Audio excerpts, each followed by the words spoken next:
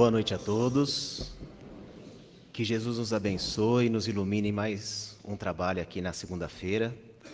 Vamos aos recadinhos dessa noite. O grupo de estudo Boa Nova convida a todos que queira estudar o Evangelho. Eu achei até incrível, né? Porque outro dia atrás, a gente falava que estava na introdução, já está no capítulo 2. Né? Meu reino não é deste mundo. Está indo rápido. Porque eu lembro que era bem mais devagar, não era, o Wagner? Está indo até que rápido, não está não? O estudo do... Tá? Então, vale a pena estudar. Esse não é um curso que tem começo, meio e fim. Dá para chegar agora, começar a estudar e seguir estudando. Vale muito a pena. Toda terça-feira, às 20h15, na Sala Herculano Pires, no piso superior. Vale muito a pena estudar. É a nossa evangelização de sábado, que são das nossas crianças assistidas. Então a gente pede, quem puder, trazer kit de higiene pessoal, escova de dente, creme dental, shampoo, né, para a gente poder montar os kitzinhos das nossas crianças. Só deixar aqui com o pessoal na portaria aqui ou na livraria. Nós temos o nosso Bazar da Solidariedade, que ele é fixo, que é o nosso bazar, que fica aqui na Rua Tijuco Preto. Então, quem quiser comprar alguma coisa, passa lá, sempre tem alguma coisinha interessante, um presentinho para dar. E quem tem alguma prenda, alguma coisa que queira doar também, pode trazer aqui para a gente, para direcionar para lá. Agora, o nosso evento mais importante do ano. Né? Nós temos a nossa Feira da Solidariedade, deixa eu ver se já está aqui. Nossa Feira da Solidariedade, que vai acontecer no dia que vai entrar a primavera. Então, para a gente comemorar a primavera, dia 22 de setembro, venham até aqui, participem. É um evento bem gostoso, é um dia que todos nós podemos usar para nos confraternizar, um dia que a gente não está aqui falando, o outro está aqui, está todo mundo envolvido, todo mundo aqui na rua, conversando, batendo papo. E tem as nossas bandas também, que sempre toca, tem música ao vivo, dá para a gente comer. Quando a gente estava na nossa época de mocidade, né, os grupos, os encontros de mocidade chamam COME, né, Confraternização de Mocidade Espírita. Aí tinha um complemento depois. A gente falou que a gente ia para comer, Come Cap, Come Lesp, Come Congé. Então, a gente ia para comer. Então, aqui, a nossa feira também é para isso. Vamos aproveitar, vamos nos confraternizar e vamos nos encontrar no dia 22, que é o momento da gente poder, além de ajudar a casa, nos ajudar e nos confraternizar um pouco mais. Né? Vamos passar para os trabalhadores da casa, dos trabalhadores de hoje. Nós vamos ter a Regiane lendo para nós o Evangelho, a mensagem e a prece. A Fátima vai fazer as vibrações do passe e as vibrações gerais. O Sebastião vai fazer as vibrações das águas e a prece final. E hoje nós temos o prazer de receber o Marcelo, que vai fazer para a gente a palestra. Eu tive o prazer de ver a palestra dele na quarta-feira. Ele ficou 1 hora de palestra, assim, mas foi gostoso, que foi envolvente, sabe? Aquela coisa gostosa, ele passando para nós o conteúdo. Imagina falar por 1 hora, né? E aquele, desculpa, mas você tem 20 minutos contando mais 5. Né? E ele vai tentar passar nesse tempo, mas ele vai passar para nós o conteúdo, que foi muito bom ouvi-lo por 1 hora. E agora nós vamos ter ele aqui hoje falando com a gente. E o tema de hoje é o Evangelho segundo o Espiritismo, que é o nosso livro do mês. Quem está vindo hoje pela primeira vez? Temos alguém chegando aqui hoje? Ninguém. Ninguém. Quem está vindo pela segunda vez? Olha, todo mundo já... tem lá no fundo, tem um. Tem mais alguém? Terceira vez? Terceira vez. Então, vamos lá. Terceira vez. Então, quem está vindo pela segunda vez é o rapaz lá no fundo, vai ganhar um Evangelho. E agora temos 2 que estão vindo pela terceira vez. E aí? Deu um empate. Quem é mais velho? Então vamos pela idade. Ele é mais velho do que ela. O mais velho ganha? A Marisaura sempre puxando a sardinha. Ela já tem. A Marisaura sempre puxando a sardinha pela terceira idade. Ó. Então, você vai ganhar o Evangelho e você vai ganhar o Evangelho comemorando aqui o nosso livro do mês, que está com desconto na livraria. Então, um dos livros mais importantes aí do nosso Pentateuco, né, o que acalma o nosso coração. Sejam todos muito bem-vindos para o trabalho de hoje, que Jesus nos abençoe.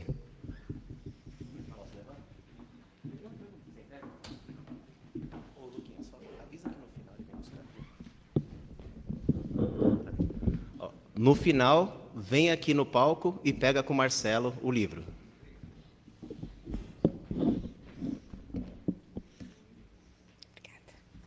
Boa noite a todos. Tudo bem? Vamos lá, gente. Mensagens de Carlos Bacelli, vigiai e orai. Caminho certo. Não te esqueças de que a tua vida toma a direção dos teus passos. O caminho que percorres é o dos teus interesses e necessidades. Existem caminhos para os cismos e estradas para o abismo. Acautela-te contra os atalhos, caminhos de aparência tranquila, mas repletos de desilusões. É penoso recomeçar a jornada, depois de longo trecho percorrido. Certifica-te de que estejas no rumo certo. Facilidades extremas são indícios de caminhos sinuosos.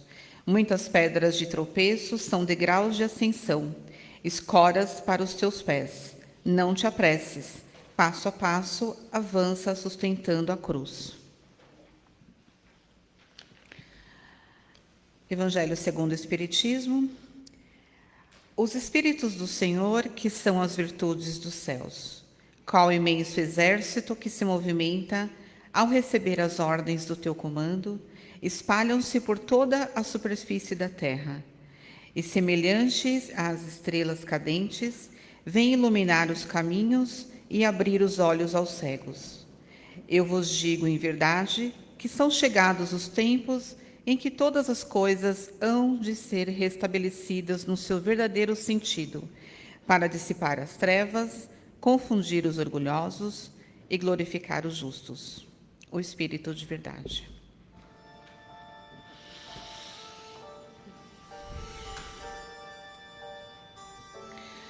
E assim, vamos fechando os nossos olhos, nos colocando confortavelmente em nossos lugares, para que estejamos receptivos a todas as benfeitorias que esse ambiente está nos proporcionando nessa noite.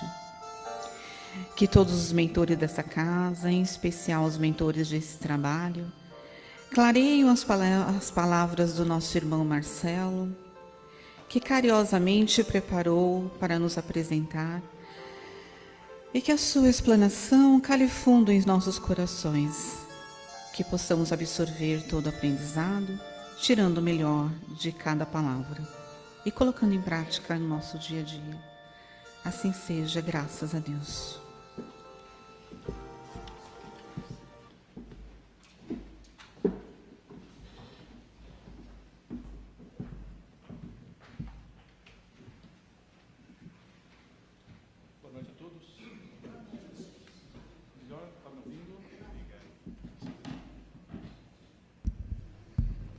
Boa noite a todos. Agora sim.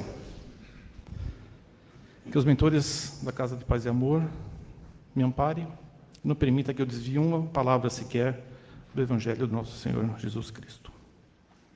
Bem, eu gostaria de começar agradecendo aos coordenadores desse trabalho pelo convite. É um prazer estar de volta a esse púlpito. E eu gostaria de confessar que assim, o livro do mês, eu sempre tive uma estratégia de apresentá-lo, que seria o seguinte: eu sempre pretendi apresentar os principais pontos do livro de modo a estimular que todo mundo comprasse o livro, lesse o livro, sem contar o final, exatamente para descobrir qual é o final, qual é a mensagem final de cada livro. Só que esse livro especificamente, esse livro desse mês, eu vou fazer o contrário, eu vou começar pelo final. E aí eu espero que estimule todos a ler o meio para a gente chegar no final. E o final é o seguinte: no final não tem mortes, não tem culpados, não tem rancor, não tem ódio. No final, todos nós vivemos bem, em harmonia, em mundos crísticos. Esse é o final. O meio, aí então existe um mapa que Jesus nos deixou. Esse mapa se chama Evangelho segundo o Espiritismo. E aí depende de cada um de nós ler esse mapa para a gente chegar nesse final, nesse mundo crístico. Então, o que eu vou apresentar aqui é um pouquinho da história desse Evangelho. É um livro muito interessante, porque a partir da primeira leitura, você lê uma segunda leitura, você vai perceber que tem um aspecto diferente. Uma terceira leitura, você vai descobrir algo que você não tinha notado na primeira e segunda vez que leu. Na 10ª leitura, você vai pensar, puxa, mas tem certeza que eu li? Porque eu estou percebendo uma outra leitura e é diferente daquilo que eu havia lido anteriormente. E a cada vez isso vai acontecer, todas as leituras que nós lermos. E isso é um sinal de evolução. Significa que nós estamos incorporando a mensagem daquele livro para o nosso dia a dia. Sobre o autor, eu não vou me deter sobre tanto Kardec. Primeiro porque é uma figura absolutamente conhecida, já tivemos diversas palestras tratando da sua vida, mas eu gostaria de destacar apenas um aspecto sobre Allan Kardec.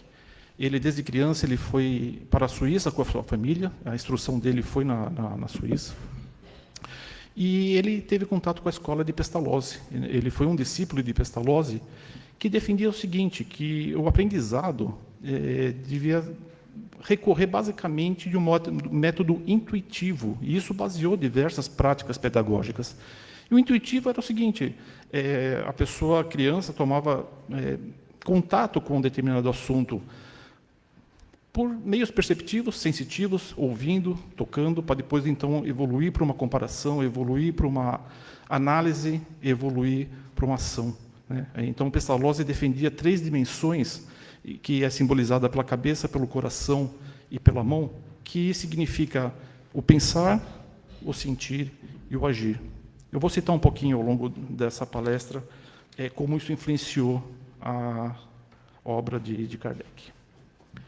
O Pentateuco, todos nós conhecemos. Então, o Evangelho segundo o Espiritismo é o 3º livro da obra de Kardec. O que eu queria destacar aqui é qual é a diferença de cada livro em relação ao outro. O Livro dos Espíritos, ele foi a primeira edição, a primeira versão foi em abril de 1957, e ele tratou da parte filosófica da doutrina. Antes de fazer o segundo livro, o Livro dos Médiuns, ele foi responsável pela publicação da Revista Espírita, em janeiro de 58, e fundou a Sociedade Espírita em abril de 58. Publicou, então, o Livro dos Médiuns, em 1961, referente, então, à parte científica, a parte experimental da doutrina. Então, enquanto o Livro dos Espíritos tratou da parte filosófica, o Livro dos Médiuns tratou da parte científica e experimental. O Evangelho, então, publicado em abril de 1864, tratou da parte moral. O Céu e o Inferno, então, tratou da justiça de Deus, segundo o Espiritismo, publicado em agosto de 65, e a Gênese tratou de milagres e predições, publicado em janeiro de 58. Esse Pentateuco responde questionamentos que a humanidade tem feito desde o seu início. De onde viemos? O que fazemos aqui? Para onde vamos? Um estudo cuidadoso dessa doutrina, em especial do Evangelho segundo o Espiritismo, vai responder essas perguntas. Bem, falando especialmente agora sobre o Evangelho. A primeira versão dele saiu com o título denominada Imitação do Evangelho segundo o Espiritismo.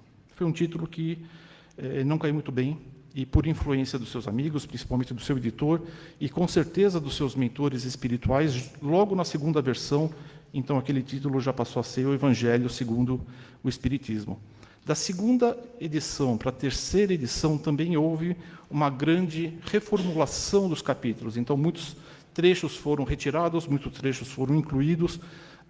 A organização do trabalho foi completamente refeita, de modo que na terceira edição em diante, francesa, é a edição que nós conhecemos pelo Evangelho segundo o Espiritismo. Eu queria destacar um pouquinho o contexto histórico em que o Evangelho ele foi feito.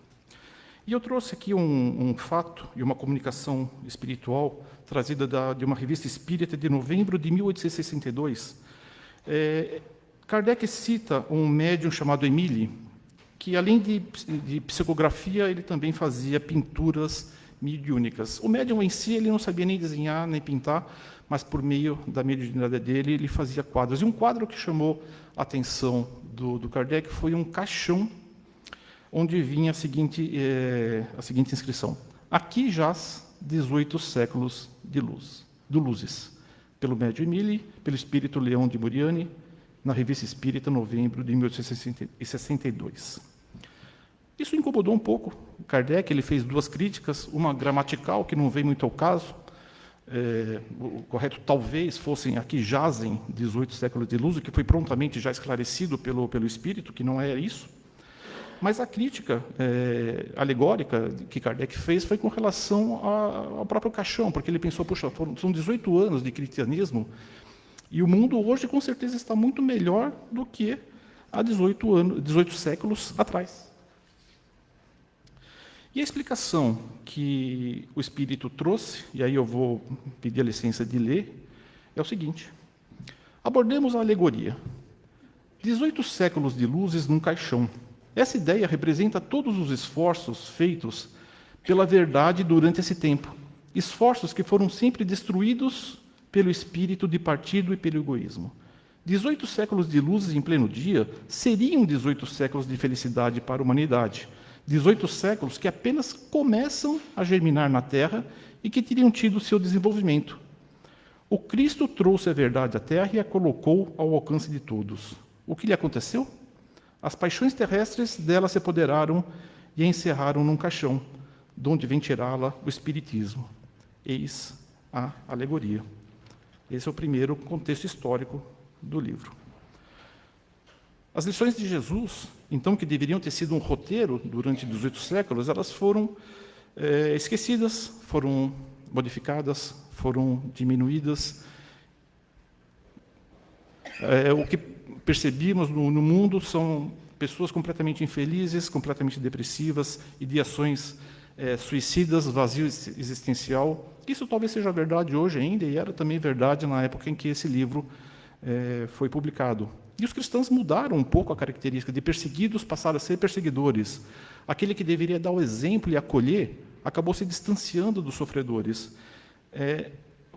A ideia é que o divino estava encerrado dentro de algum templo de pedra. Então, essa foi a alegoria que o Espírito quis passar para a gente, Leão de Buriani. Outro contexto. Naquela época, estava em pleno vigor o índice de livros proibidos, o índex da Igreja Católica, supervisionada pelo Santo Ofício da Inquisição. Essa lista desses livros proibidos, ela foi criada em 1557 pelo Papa Pio V, tornou-se oficial em 1559 e está em pleno vigor na época em que Kardec publicou seus livros. Eles foram prontamente inseridos nesse índex. Quem eram esses livros proibidos? Eram livros que não obedeciam ao critério católico da época, que traziam, muito entre aspas, heresias, superstições, deficiências morais, e assim por diante, no critério do que era aplicado. Então, mais um contexto da época em que o livro foi feito. E por fim, o Auto da Fé de Barcelona, em outubro de 61, antes de que o livro fosse publicado.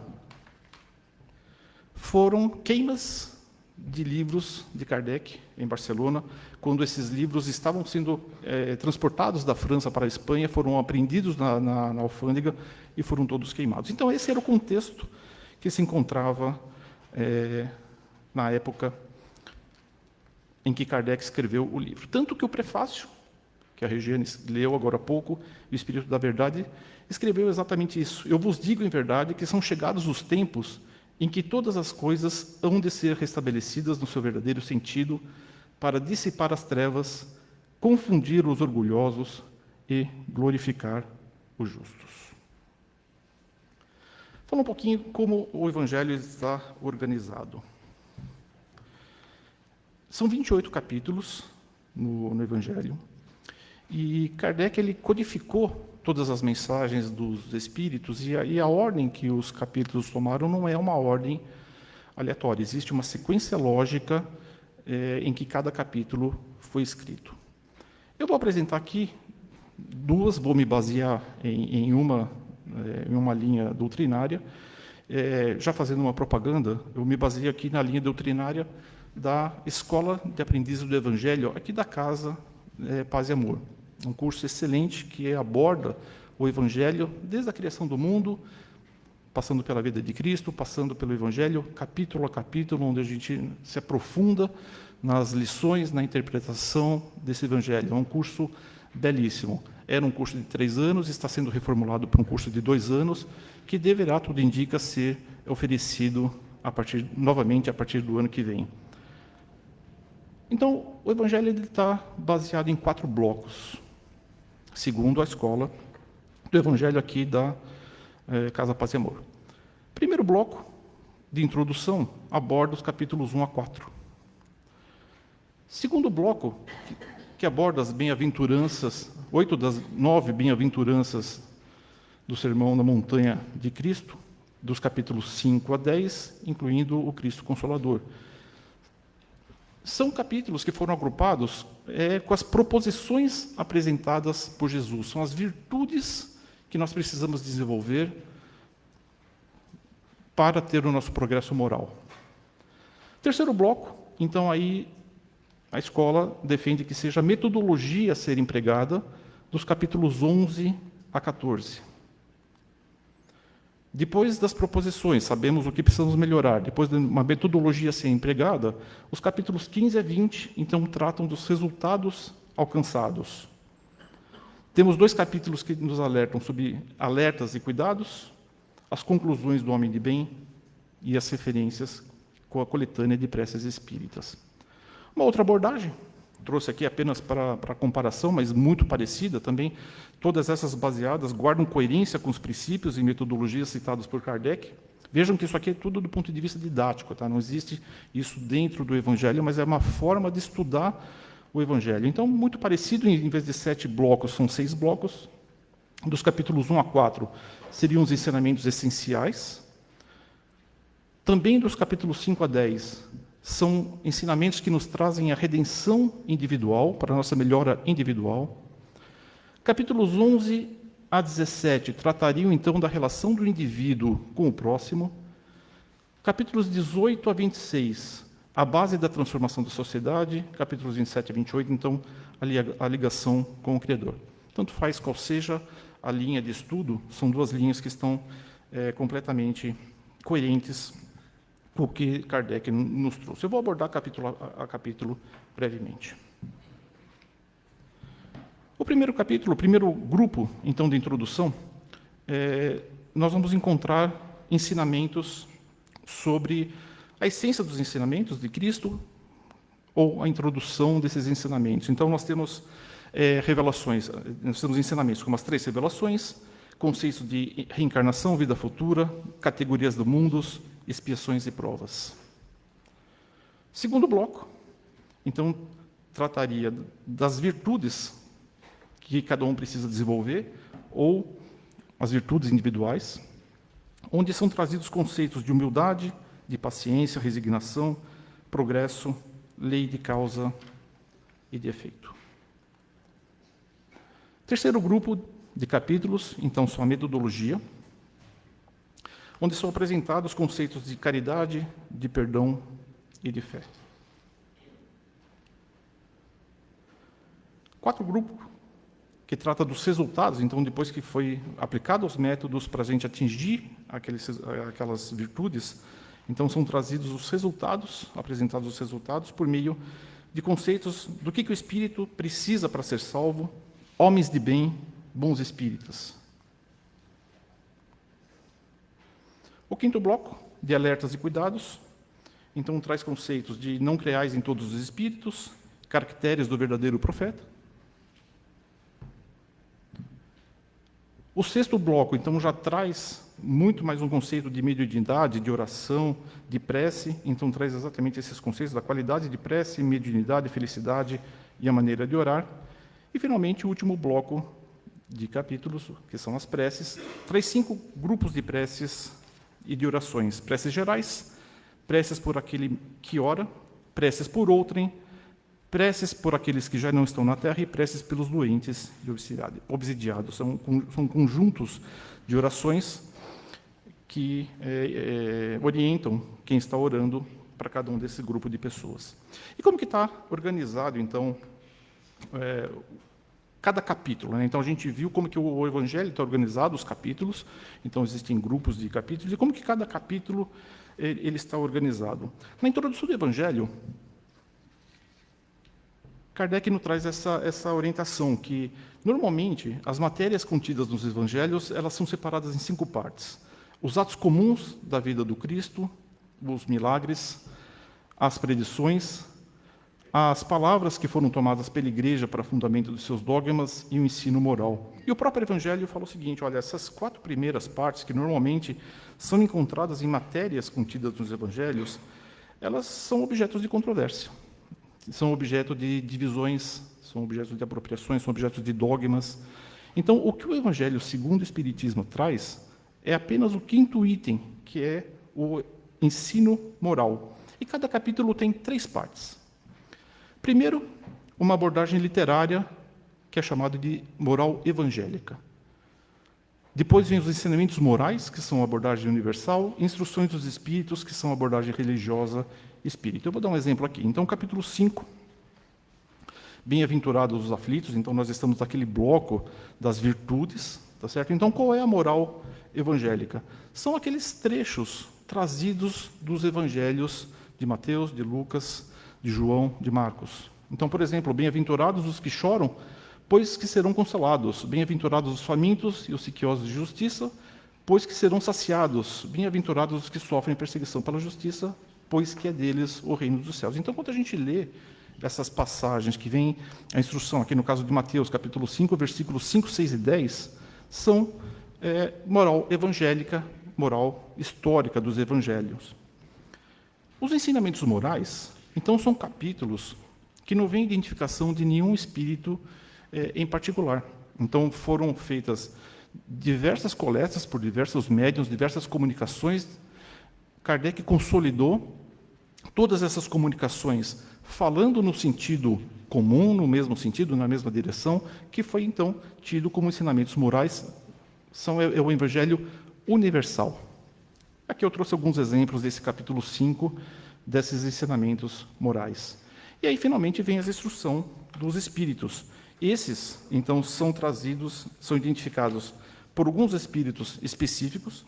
Eles trazem instruções complementares àquela instrução moral anterior, já do capítulo, e são identificados por espíritos do tipo Santo Agostinho, que foi um teólogo e filósofo influente no desenvolvimento do cristianismo, Fénelon, teólogo católico, poeta e escritor francês, Lacordaire, padre, jornalista, educador, deputado, acadêmico francês, ou espíritos que não se identificaram, como o anjo guardião e outros que preferiram.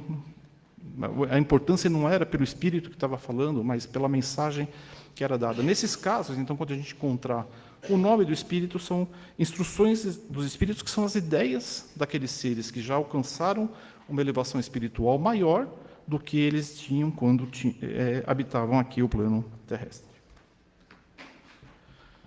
Fala um pouquinho do progresso intelectual e moral. Então, a gente viu que a ideia do Evangelho nós temos referente à parte moral, e tudo que nós precisamos, a ideia das encarnações que nós temos é nos progredirmos intelectualmente e moralmente. Intelectualmente, tudo que nós aprendemos, todo conhecimento que nós temos, então nós temos um avanço intelectual. Avanço intelectual esse que não acompanha o avanço moral. Podemos ser muito inteligentes e pouca estatura moral, ou vice-versa, temos muita estatura moral e pouco conhecimento. O objetivo é avançarmos nas duas frentes. Característica do progresso intelectual: continuidade, regularidade nos estudos, mas principalmente colocar em prática aquilo que nós aprendemos. Não adianta nada acumularmos e guardarmos para nós. Progresso moral é a mesma coisa. O progresso moral significa avanço em diversos tipos de inteligência. Eu vou citar 3 inteligências que encadeiam o progresso moral. Primeiro, inteligência racional, sabedoria, que significa fazer um bom uso da razão. Falando de pensamento. Segundo, inteligência emocional, falando de sentimentos. Então, progredir moralmente é também fazer o bom uso dos seus sentimentos, da sua emoção. Estou falando de coração. Terceiro tipo de inteligência, inteligência comportamental, vontade de agir com bondade, buscar agir de maneira caridosa. Não adianta nada termos bons de razão, termos o controle dos nossos sentimentos se nós não exteriorizamos aquilo. O que é isso? Ação. Então veja como a obra de Kardec traz muito da escola do Pestalozzi. Pensar, sentir e agir. Colocar em prática aquilo que nós progredimos. Não ficarmos guardando aquilo para nós. E aí vem uma pergunta. Quando que, então, a gente precisa ler o Evangelho? Se nós já sabemos o que cada capítulo significa, como está organizado os capítulos, como cada capítulo está organizado, quando que nós vamos ler o Evangelho? Nós vamos ler quando nós estamos numa dificuldade, numa crise, e aí nós precisamos de uma ajuda, e aí nós recorremos ao Evangelho? Pode ser, pode ser. Com certeza, no momento de crise, ao abrir o Evangelho, nós encontraremos respostas desse Evangelho. Mas será que é só nesse momento que nós vamos ler o Evangelho? O ideal é que o Evangelho seja lido nos momentos ruins, mas principalmente nos momentos bons. Sempre tem algum aprendizado. Então, ao acordar, não precisa ler um capítulo inteiro, mas leia 2, 3 linhas, leia um parágrafo, 2 parágrafos, para você acordar bem, para você acordar com a sua harmonia de pensamentos, de sentimentos, de acordo com o divino. Antes de dormir, vai dormir bem. Deixa um pouquinho o celular de lado, leia lá um parágrafo, 2 parágrafos, durma com pensamento no mais alto, durma com pensamento no divino. Existe também o Evangelho no lar, que é importante falar. Para que fazer o Evangelho no lar? Tem diversas vantagens, aqui eu citei algumas, mas existem inúmeras vantagens. Olha rapidinho. É uma oportunidade de se estudar o Evangelho, despertar sentimento de fraternidade e união entre os participantes, higienizar o nosso lar com pensamentos e sentimentos elevados, receber em casa espíritos mensageiros do bem, despertar nos participantes o ensinamento de Jesus, que pede para orar e vigiar os pensamentos, e elevar o padrão vibratório de todos. Algumas dicas para se fazer o Evangelho no lar. Um dia e uma hora fixo. Sempre manter esse dia e hora. Por quê? Porque a espiritualidade que vem nos visitar, para nos abençoar, ele também tem a programação deles. Eles precisam contar com um espaço na nossa agenda fixo para eles poderem se programar. Eles têm diversos afazeres e eles precisam se deslocar, precisam contar com o horário certo para vir nos auxiliar. Ler o Evangelho na sequência, se for a primeira vez, mas eu já encontrei também orientações no sentido que o Evangelho pode ser lido aleatório, a partir do momento que você já tem um conhecimento um pouco maior, então você lê um trechinho. Não precisa ser um trecho muito grande para não cansar os participantes, mas o ideal é que se reflita sobre aquele trecho que foi lido, que se discuta com todos os participantes o que foi lido, para que você aprenda alguma lição nova daquela ocasião. Duração média de 30 minutos, a jarra d'água para fluidificação e servir aos participantes no final, não forçar a participação de ninguém. Pode ser feito sozinho? Sem dúvida. Se não tem com quem partilhar o Evangelho, faça sozinho. Leia o Evangelho, reflita sobre a mensagem que foi lida. Se tiver outras pessoas, muito que bem.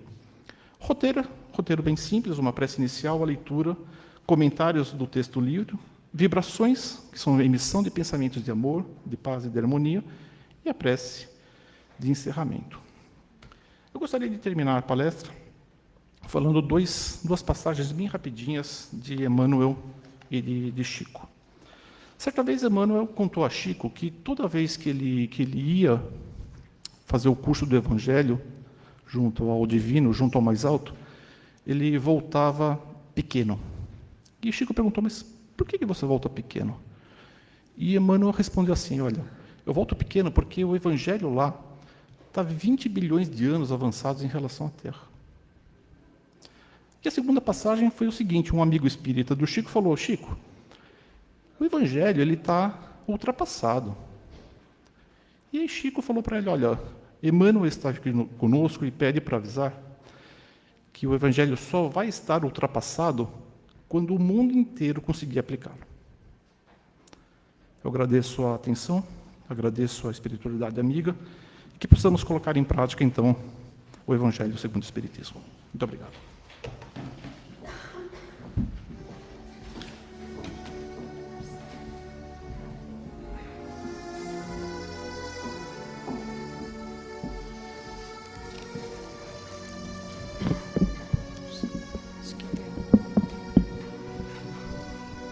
Esqueci. Obrigada. Marcelo, muito obrigada por trazer de forma tão clara e didática o Evangelho segundo o Espiritismo, esse guia pautado nos ensinamentos amorosos de Jesus, que nos auxiliam nessa evolução moral tão necessária. Então, que possamos ler, mas principalmente aplicar esses ensinamentos. E agora que nós já recebemos todo esse conhecimento tão importante, nós vamos fechando os nossos olhos e nos preparando para a segunda parte dos trabalhos, pedindo que os médiuns possam já se posicionar e permitindo, sentando de uma forma que os médiuns possam circular pelos bancos. Nós vamos mentalizando Jesus, mentalizando essa equipe espiritual que nos recebeu com tanto carinho assim que passamos pelo portão, mentalizando o nosso mentor, e juntos nós vamos nos ligando a essas energias, a esses bons fluidos, para que possam atuar na nossa saúde física, emocional e espiritual. E cada um vai mentalizando aquilo que veio aqui buscar e recebendo uma luz muito amorosa.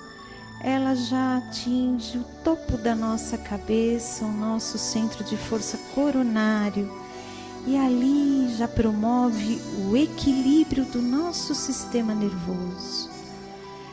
Essas luzes amorosas seguem para o nosso frontal, na altura da nossa testa, e vão clareando as nossas ideias, os nossos pensamentos, para que nós possamos tomar melhores decisões, e também que os nossos sentidos de visão, de audição, eles sejam voltados para o bem, para o bom, para o que é belo, para o que é amoroso. No laríngeo, na altura da nossa garganta, essas luzes vão atuar na nossa fala, para que ela seja sempre construtiva, de esperança, de paz. Já no nosso centro de força cardíaco, no nosso coração, essas luzes vão atuar nas nossas emoções, nos nossos sentimentos.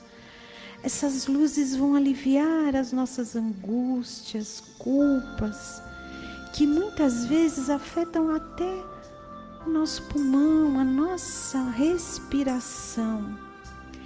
Essas luzes vão afastar esses sentimentos que nos machucam e vão abrir o espaço para a esperança, para a alegria, para a gratidão, para o perdão e para o amor, nos trazendo, nos permitindo esse aprendizado, essa evolução. Essas luzes já no nosso centro de força gástrico, elas vão limpar todos os órgãos que compreendem esse centro das energias negativas, dos nossos vícios. No esplênico, essas luzes vão aumentar a nossa imunidade. No genésico, nos órgãos responsáveis pela reprodução, todos são amplamente tratados, protegidos. um centro de força básico, na base da nossa coluna vertebral. Essas luzes vão nos deixando numa posição firme, segura, nos preparando para seguir protegidos e amparados por mais uma semana. E dessa forma recebemos essas boas energias e assim poderemos praticar a caridade, distribuindo através de vibrações amorosas.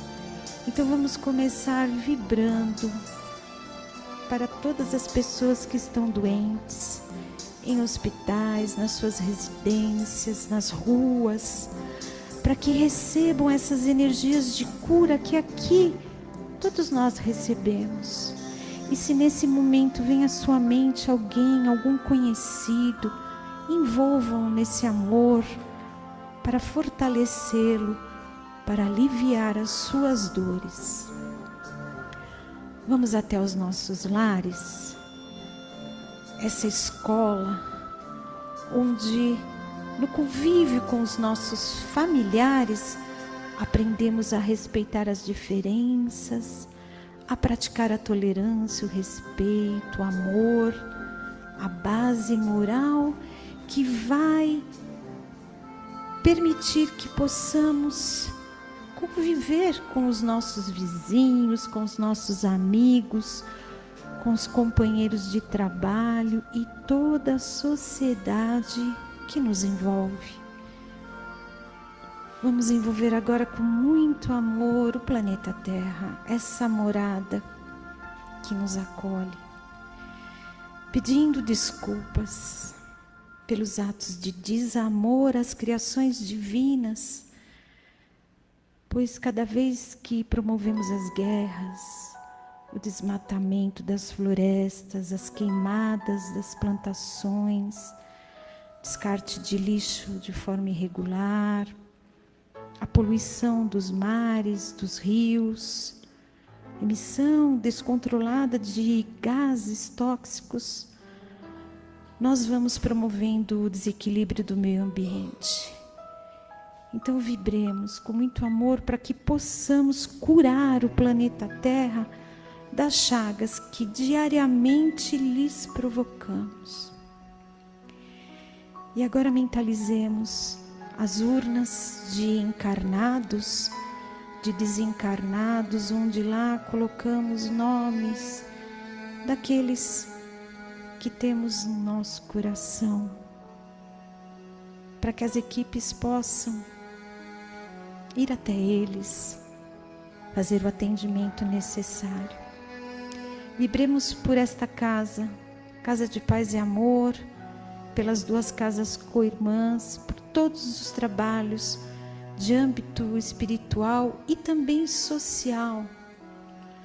Vamos começar já vibrando com muito amor para a festa do dia 22 de setembro, tão importante para esta casa, para todos os assistidos que aqui necessitam, tem como esta casa um porto seguro. E com muito amor, com muito carinho, mantendo essa vibração, essa energia de paz, de amor, vamos envolvendo o nosso irmão que dará seguimento à fluidificação das águas.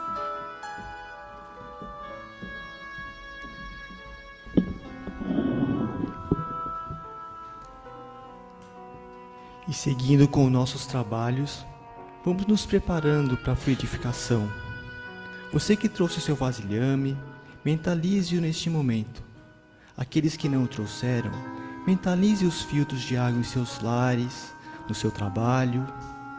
Sob a proteção e permissão de Jesus, vamos mentalizando a natureza, a fauna, a flora, as cachoeiras, lagos e rios do nosso planeta. Pedimos aos nossos mentores, aos mentores desta casa que compõem as equipes de médicos, químicos, biólogos, físicos da espiritualidade, que utilizem as substâncias terapêuticas que tão bem conhecem para a fluidificação das nossas águas, que coloque em cada vasilhame e nos seus filtros o que for necessário para cada um de nós.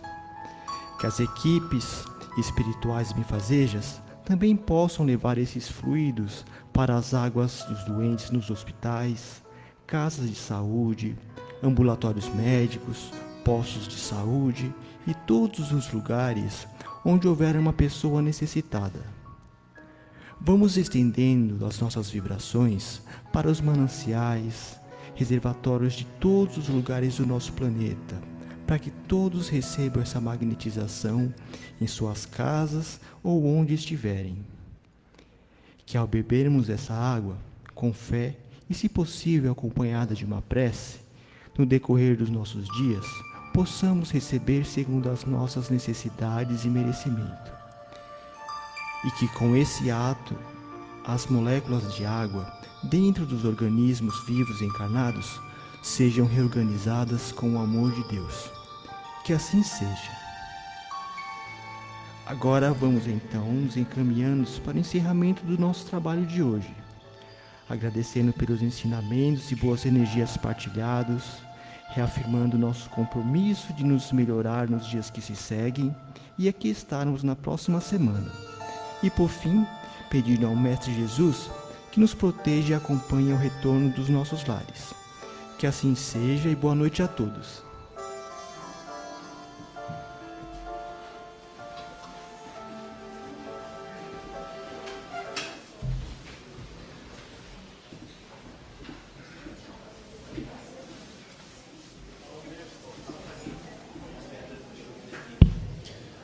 Pessoal, os ganhadores do livro podem... De luz, paz e amor em Jesus.